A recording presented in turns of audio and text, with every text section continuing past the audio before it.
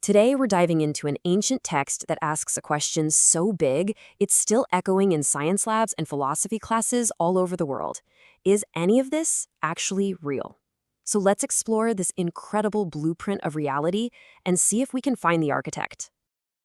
Long before we were all joking about living in the Matrix or a computer simulation, an ancient Indian text laid out a similar and, honestly, maybe even a more radical idea. We're talking about the Yoga Vasistha, and its core argument is that your mind isn't just in the world. Get this, the world is actually in your mind. And the entire philosophy, this whole deep dive, it all kicks off from this one single desperate question. You have this young prince, Rama, who's just completely wrecked by all the pain and chaos he sees in life. So he turns to his teacher, Vasistha, and asks the most basic question anyone can ask. It's a question I'm willing to bet you've asked yourself too in your quietest moments. And the answer he gets? Whoa, it completely flips reality on its head. It's not just that the world is an illusion, like some kind of trick. It's at the very fabric of reality. Everything you see, everything you hear, the people, the problems, all of it is a projection of consciousness itself, your consciousness. Okay, so how does that even work, right? If the world is just a projection, what are the rules? What are the mechanics? In this first part, we're going to break down the core components of this mental architecture, and we'll start with the biggest piece of the puzzle, the world itself.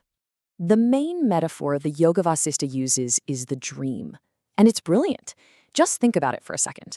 When you're dreaming, it feels totally 100% real. You feel real fear, real joy. You can run, you can fly.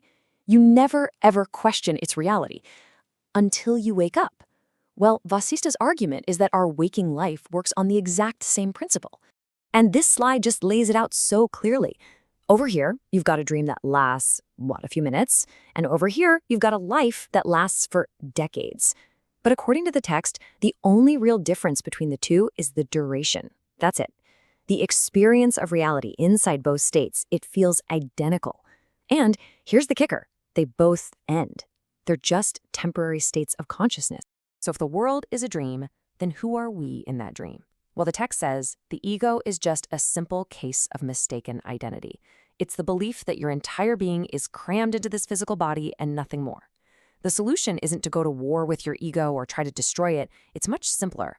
I love this analogy. It's like seeing a ghost in a dark room, freaking out and then flipping on the light and realizing it was just a coat rack the whole time.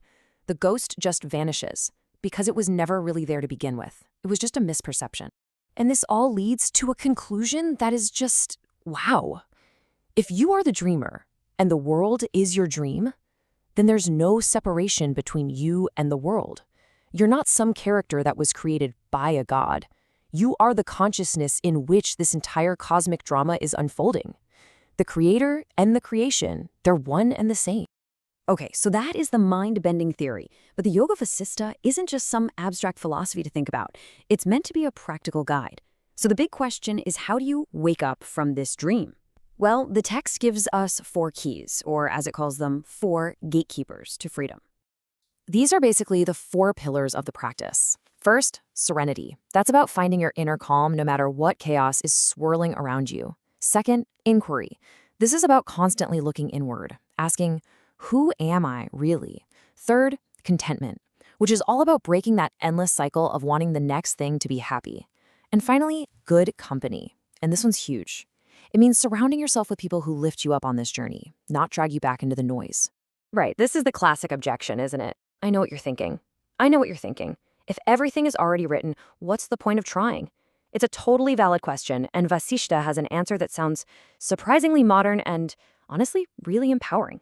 He basically says that what we call destiny is nothing more than the momentum from our past actions and thoughts. It's not some ironclad script written by a force outside of us. Think of it more like a computer program running on old code. And here's the crucial part. You, right now, have the power to type in new commands, new thoughts, new actions in this very moment. And you can change the whole trajectory. You can literally overwrite the code. So what does life actually look like for someone who's integrated all this wisdom? What's the end game here? Because it's not about running off to a cave and hiding from the world. It's about living right here, but with a completely different point of view. This is probably the most famous metaphor from the entire text, and it's perfect. The idea is to fully participate in life. You play all your roles, you're a parent, a worker, a friend. You feel the emotions, you go through the triumphs and the sorrows, but deep down, you hold on to the awareness that it is a role. You never, ever forget that you are not the character you're playing, and that awareness gives you this incredible, unshakable freedom. And that brings us to what liberation really means. The text is super clear about this. This is not about getting into heaven or some other dimension after you die. Liberation is a psychological state you can achieve right here, right now, while you're still breathing. It's freedom from that constant, nagging need for things to be different than they are.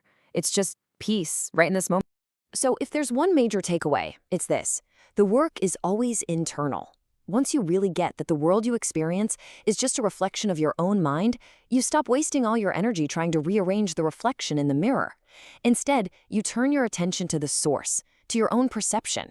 You just clean the lens. After thousands of pages of stories, deep philosophy, and mind-bending metaphors, the entire teaching boils down to a single, beautifully simple instruction. After all the questions and all the effort, what is the final word on how to find this freedom? Be still. That's it. 2 words. Stop the constant mental chatter. Let the projections quiet down. Just rest in your own true nature, which is always, always there, right underneath all the noise. It's such a profound and powerful command. So the final question isn't from the text, it's for you. What would it feel like to simply be still?